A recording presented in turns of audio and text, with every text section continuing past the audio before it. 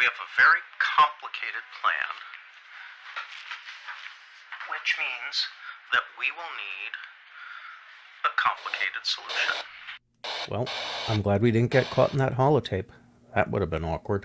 These are the sheets that I use to plan how we're going to build our animatronic displays. They have a whole bunch of different topics like the subject, the theme, what type of installation it is, and so on. Each of these sheets gives me the detailed information I need. Even a picture and notes are included just so that I know what I'm doing and I can have it on schedule. Here's a great example of the fire ant. So the fire ant is a creepy, scary installation designed to startle people.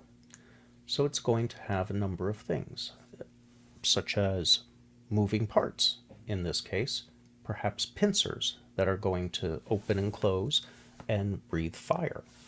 The fire breathing is probably going to be done by an atomizer, and it's going to use LEDs. So I detail all of that in my design. It gives me an idea of what the concept's going to look like, and even what the construction will be. In this case, I'm going to use balloons and paper mache to make the ant. That means it's going to be lightweight, so the pincers can move with small motors on the inside, but the overall body, that can be moved in other ways. Putting motors inside paper mache usually is not a great idea, but I'm going to use an overhead animator, and that will put the weight of each individual body piece on a cable that will move up and down seemingly at random. This might seem a little unusual to put an overhead animator on a ground-based prop, but it'll work.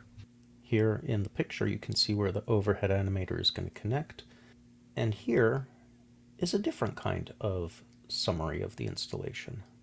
These are Nuka Cola bottles and bottle caps.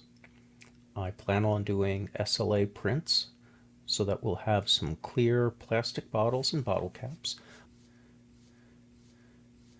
I may even just use regular bottle caps. Here I've got a costume. Here I've got magazines that'll be setting items. These aren't scary, they're not animated, they're just props.